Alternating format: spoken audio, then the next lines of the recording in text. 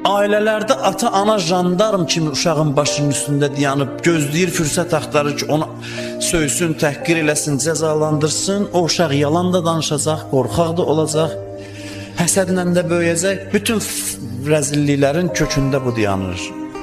Uşaq dindar olması üçün çox da lazımdır. Uşağa deyəsən namaz qıl, namaz yaxşıdır, oruç tut, oruç yaxşıdır, din yaxşıdır. Bu şeyləri deməsən də olar. Uşağa başa salasan uşaqlıqdan ki, ürəyim istəyir sözü yaxşı sözdür. Ürəyim istəyir sözü.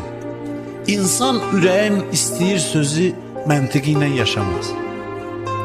İnsan ürəyim istəyir məntiqi ilə yaşamaz. Ya bunu uşağa denəm və yaxud da göstər.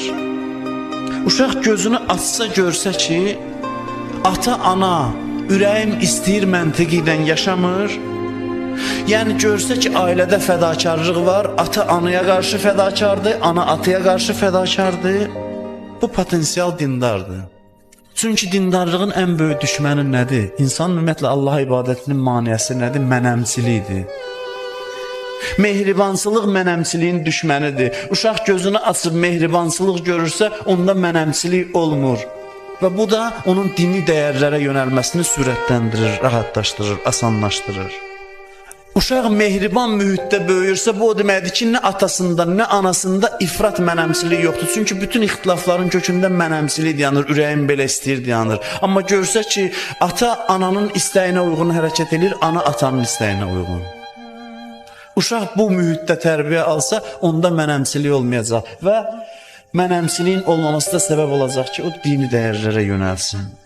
Bugün dünyamızın, yaşadığımız dünyanın ən böyük faciələrindən biri budur ki, bugün təəssüf ki, 21-ci əsrdə dünya ürəyim istəyir məntiqi ilə yaşayır. Bu məntiq bütün bəlaların köküdür.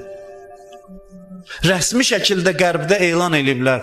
Qərbdəki məktəbləri təhlil edin, bütün hamısının içində insanın mənfəətpərəstliyi dayanır. Bilirsiniz, bu böyük fəlsəfələr yaranıb bu şeyin üstündə. Ki, insan bir dəfə dünyada yaşayır, gərək bu həyatdan ürəyi nə istəyir onu eləsin. Bunun üstündə sistemlər yaranıb, ictimai düzən formalaşır. Ən böyük bədbəxtçilik bundadır bəşəriyyətin. Mehribançılıq nədir? Mehribanlıq budur. Yəni ki, insan ürəyim istəyir, yox, başqasının ürəyi istəyir. Onun istəklərini, ehtiyaclarını ödəmək eşqi ilə yaşasın. Amma halal ehtiyaclarını, ağla müvafiq olan ehtiyaclarını.